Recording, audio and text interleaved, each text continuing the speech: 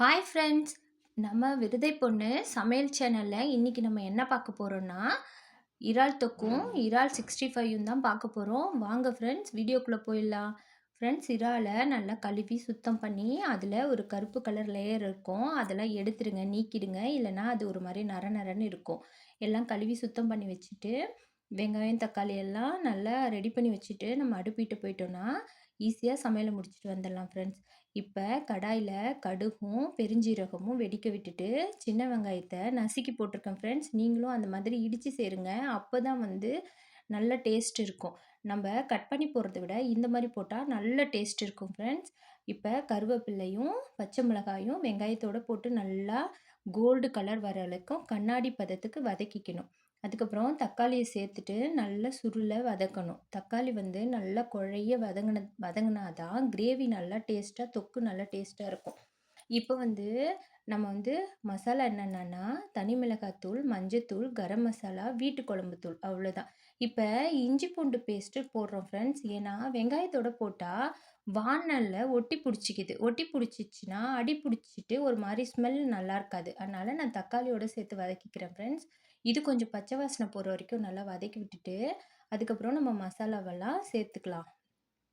எல்லா மசாலாவும் கொஞ்சம் எடுத்து வச்சிட்டிங்கன்னா அப்படியே சேர்த்துக்கலாம். இப்போ மஞ்சத்தூள், தனி மிளகாத்தூள், கரம் மசாலா 3யும் சேர்த்துக்கிறேன். நல்லா சேர்த்துட்டு ஒரு பரட்டி பரட்டி விட்டுட்டு குழம்பு மிளகாத்தூள் கொஞ்சம் சேர்த்துக்கோங்க, கிரேவி கொஞ்சம் கூட வரும். இப்போ நீங்கள் மதியம் லஞ்சுக்கும் வச்சுக்கலாம், நைட்டுக்கு டிஃபனுக்கும் யூஸ் பண்ணிக்கலாம்.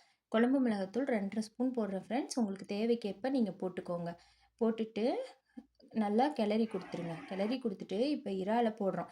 இறாலை நம்ம போட்ட உடனே சும்மா லைட்டாக ஒரு பெரட்டு தான் பெரட்டி விடணும் ஃப்ரெண்ட்ஸ். அது ரொம்ப நேரம் வதக்க விடக்கூடாது. வதங்க விட்டால் இறால் ஒரு மாதிரி லப்பர் மாதிரி இருக்கும். அதனால இறாலை சும்மா லைட்டாக பெரட்டி விட்டுட்டு கொஞ்சம் தண்ணி சேருங்க ஃப்ரெண்ட்ஸ். கொஞ்சமாக தண்ணி சேருங்க. ஏன்னா இறால்லையுமே தண்ணி விடும். இறால் தண்ணி விடுற தன்மை இருக்குது. அதனால் கொஞ்சமாக தண்ணி கொடுத்து நீங்கள் வேக விட்டுக்கோங்க.